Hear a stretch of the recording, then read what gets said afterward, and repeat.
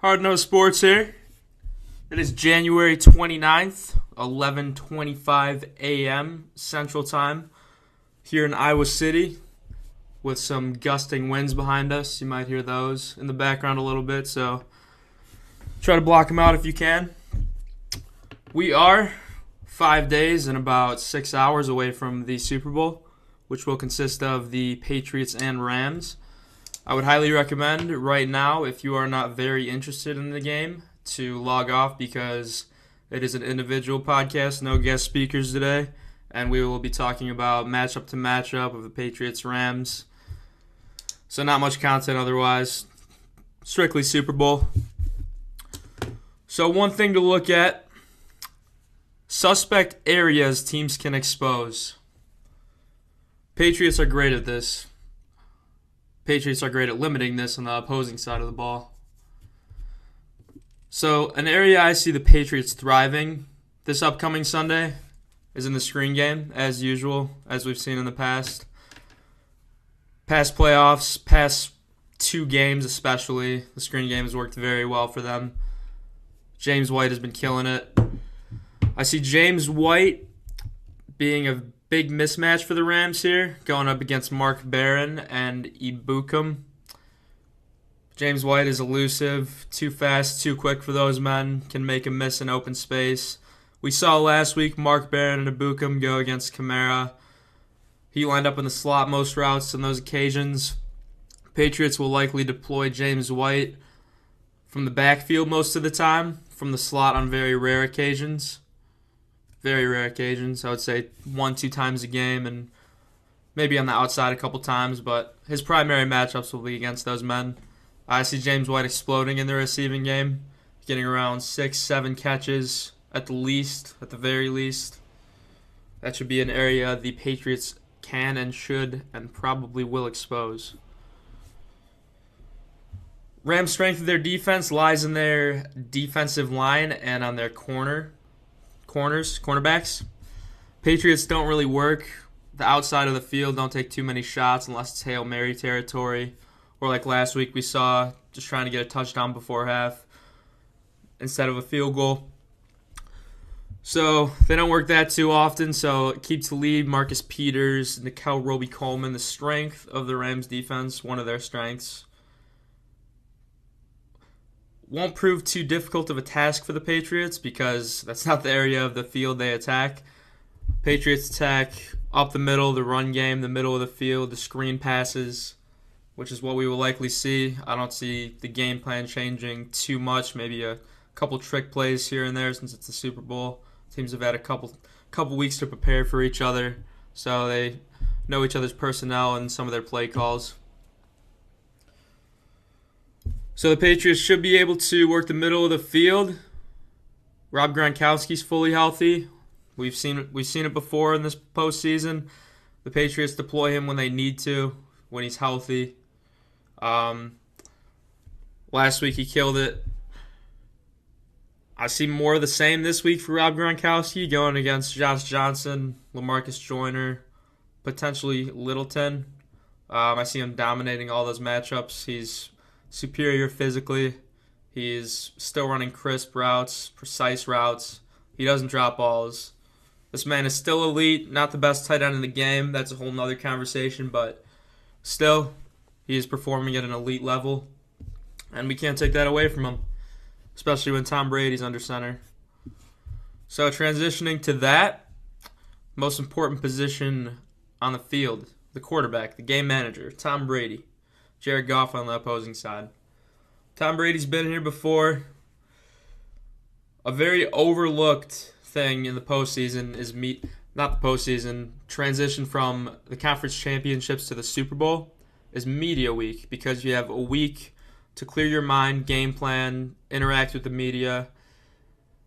Tom Brady's been in the situation before. The past 2 years he's been in it, and this is going to be his 6th Super Bowl win. So he's been there multiple times before. Jared Goff, a third-year polished kid out of Cal. Might not know how to deal with it. I see a lot of the same qualities as him and Brady, but he's still a young buck. Pats still have better personnel, the better system. I see Goff maybe having too much time to think, letting his nerves get to him in this game. Unlike Tom Brady, who, when asked about Nickel Roby Coleman's comment a couple days ago, I believe it was yesterday, kind of just laughed it off. I don't think Goff would be able to handle it like that. Goff answered a few questions yesterday, simple questions. Seemed like he overthought it, and in a postseason game on this big of a stage, you can't be overthinking. Just make the simple throw, make the simple play, which is exactly what Tom Brady does. Takes the highly efficient, high percentage throw and makes it. For example, their screen passes. I look at their screen passes like rushes in the sense that they are so high percentage that you know the ball carrier, of course, unless he fumbles it, is looked at like a rush because the screen catcher is likely going to catch the ball behind the line with some blockers out front and open space. This is the area I see the Patriots thriving on Sunday. If the Rams do try to limit that, they will get eaten alive in the run game. Sony Michel is 51 rush yards away from the Patriots' postseason record, and he's still a rookie, so he's getting better week in, week out. He's shown great maturity, great experience, great patience running behind his blockers, finding holes. If the Rams try to limit that, the Patriots just have so many things they can deploy, so many things they could throw at you, so many ways they could beat you on offense. They just know how to win. They're a winning team. They've been here before. So if they do try to stop the run, the Patriots will beat you with their screen game. You can't take both away. You cannot. It's simply not possible. Aaron Donald, big factor in this game. I see a lot of people saying on social media, face-to-face, saying, oh, Aaron Donald's going to have 4 sacks, going to be the MVP of this game. Well, my response to that is, have we seen a defensive player of this caliber go against the Patriots? Maybe not, but the Patriots do one thing week in, week out, playoff games especially. They key in on your best player and take him away, whether it's on the defensive side or offensive side of the ball. I see Aaron Donald making life tough for Tom Brady, maybe a couple plays in this game. I see the Patriots double teaming him. Some of the time letting him go ISO with Joe Thuney, who Joe Thuney has had an incredible year. Joe Thuney this entire year has been a starter. I don't think he's missed a week. He has allowed 2 sacks all year, including the postseason. Gone against some great defensive tackles, which is what he will be going against on Sunday. Again, not to the caliber of Aaron Donald. He's a once-in-a-generational player. So Aaron Donald will get 1 sack, 1.5 sacks, might pressure Brady a little bit, but we know the Patriots, they do everything in their power. If they're not just running it down your throat, trying to out-physical you, which they can do that as well this weekend, they protect Tom Brady. Tom Brady, on 90 plays, 90 of his dropbacks this postseason has been hit on 2 of them. Let's think about that. 2 of them. So he's had all day sitting back there. He doesn't get the ball batted down because he's too smart. He sees pressure in front of him, pressure to the right of him. He makes a smart play, which leads me to the next point. Fowler and Brockers off his blind side, off Brady's blind side, would be one of the areas I would be worried about. But looking at last week, having D Ford and Justin Houston coming off that side compared to Brockers and Fowler, who have not had good years. Brockers a lot slower, a little stronger than D Ford. D Ford's one of the best edge rushers in the game, though. You can't take that away from him.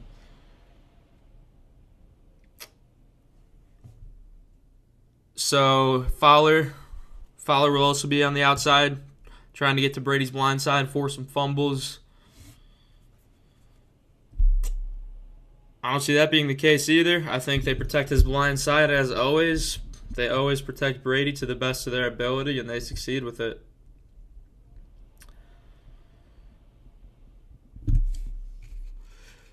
couple days ago, there was a pep rally. There were two pep rallies. There was one the Patriots held, the one the Rams held. I watched majority of both. Biggest takeaway for me was it seemed like a party type atmosphere in the Rams. More like we're happy to be here. I know this isn't the mindset, but maybe thinking we've got this far. We've had a good year. Maybe it's over. We're okay with it being over. We had a good run. Comparing that to the Patriots pep rally, just by who was speaking at their pep rally, not Brandon Cooks on the Rams saying immature things. Speaking of Brandon Cooks, I don't know what his message was to Patrick Chung. Patrick Chung spoke about how the Patriots would kick the Rams' ass. And Brandon Cooks said, Chung, keep talking that talk, something that was a weak attempt at trash talk. I don't know what message he was trying to deliver, but if it was a threatening intention on his end, it failed.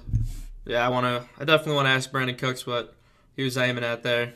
A little embarrassing for the Rams fan base and their physicality in a football game. Back to the Patriots pep rally. You could tell by who they have speak at the pep rally that they are treating this like a business meeting. They are treating this like we are here to win. That's the only thing we're here to do. We're playing for our team. We're not just playing for one man like it seems like the Rams are doing with McVay. We're playing to win. We're not going to lose this game back-to-back years. So, transitioning into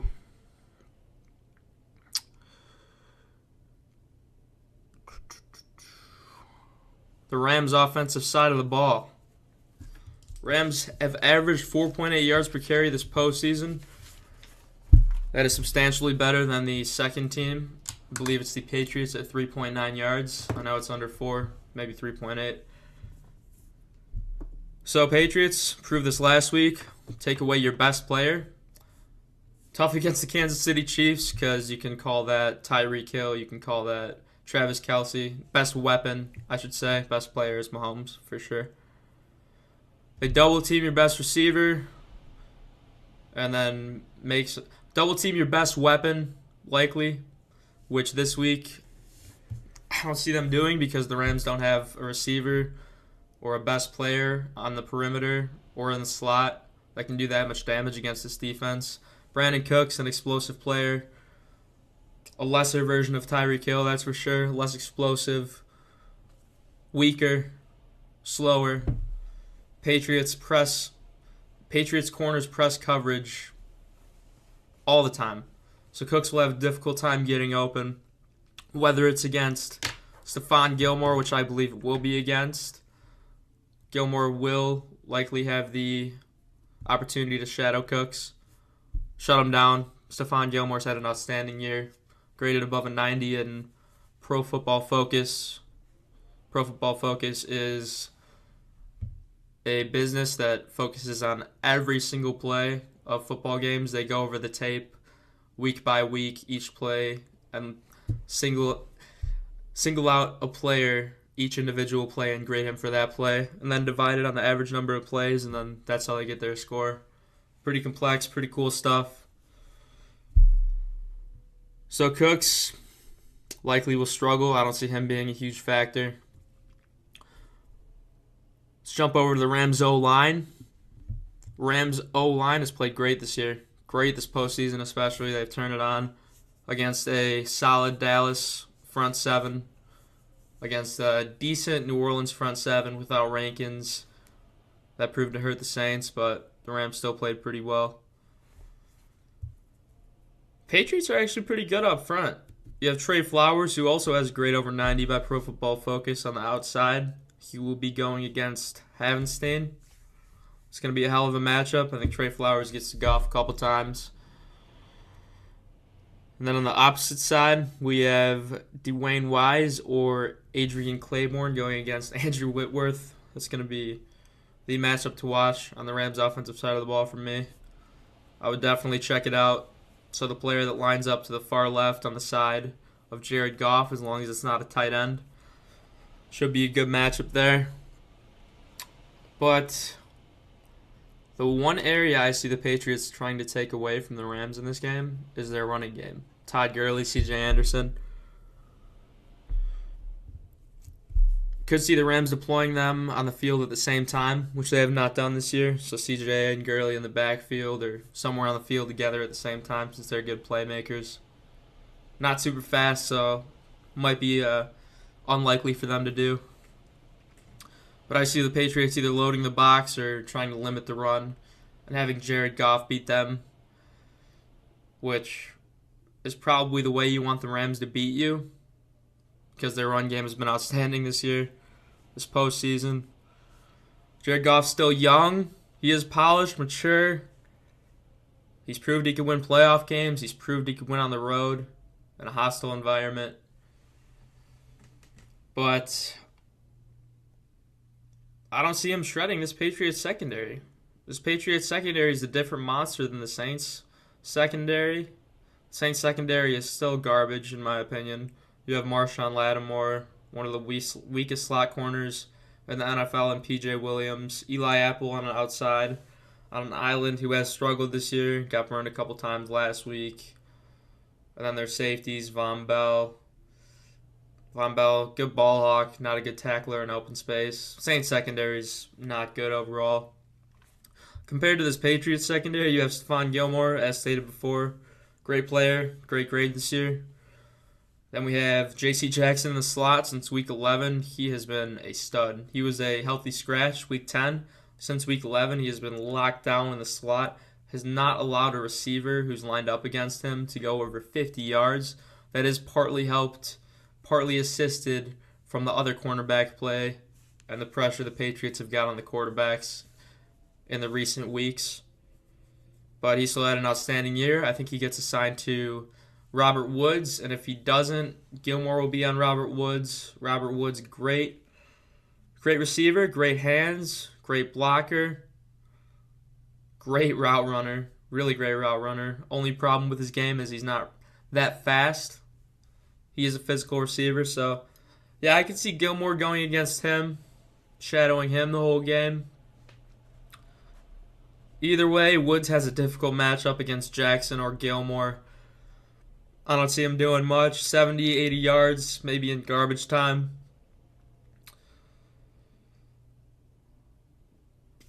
Rams tight ends against the Patriots safeties.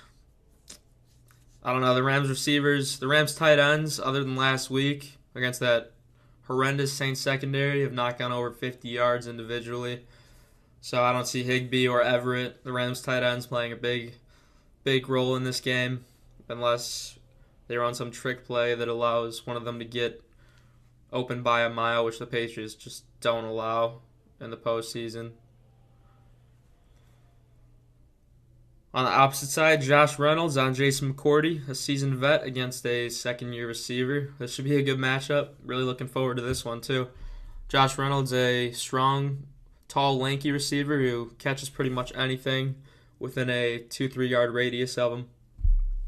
Jason McCourty has had a lockdown year the past couple years, and the Browns last year, he was their best corner, far and away their best corner. Not saying much considering the Browns' personnel at cornerback last year, but he's played great this year. It could be from the help of Gilmore, Jackson, his safeties over the top, but even when he's been on an island, he's batted balls away, hasn't got burned too often, and Reynolds isn't that fast, so the only area I see him being exposed, potentially getting beaten, would be a jump ball. And you're going to let Jared Goff throw a jump ball against you. He doesn't throw the most precise ball.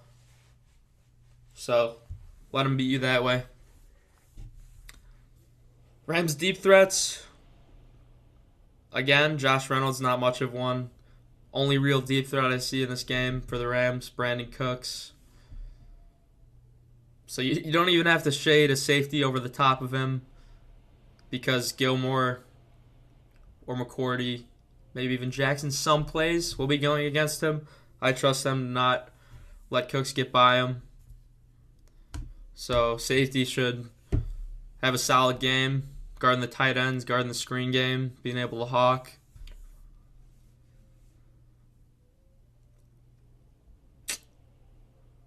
So Jared Goff, I'm seeing him having a lot of time each play when he drops back. Seeing him having at least 3 seconds of play. Patriots not applying much pressure on him, allowing guys to get open on their secondary. I think Goff is forced into some mistakes this game, even if they don't have a heavy pass rush on Goff. Giving him that much opportunity as a young quarterback on this stage against this very talented New England secondary. Let's not forget to mention Patrick Chung. Let's not forget to mention Jason's brother, Devin McCourty. They've also had very solid years. I think Goff is forced into some interceptions this game. I see the Rams having a really difficult time moving the ball. I see the Rams scoring anywhere from 17 to 21 points. I would say 24 is their ceiling. On the flip side, I would say Tom Brady and the Patriots offense goes for 28 to 34 points. A larger range on that side. Could see their ceiling being 42. We saw last year against this Eagles defense, who was much more talented in the middle of the field and just as talented in the secondary and up front as the Rams. Patriots shredded for 33 points. Tom Brady shredded for 550-something yards. Sure, game pace did dictate a little bit of those stats, a little bit of that scoreboard. But still, I don't see the Patriots taking the foot off the gas in this one. They're not trying to take Patrick Mahomes off the field as much like they did last week. They're not afraid of Jared Goff and that so-called explosive offense. Final score, going to go with the Patriots 32, the Rams 21. Go Pats. Thanks for tuning in. Might have another Super Bowl preview later this week. We will see. Enjoy your Tuesday.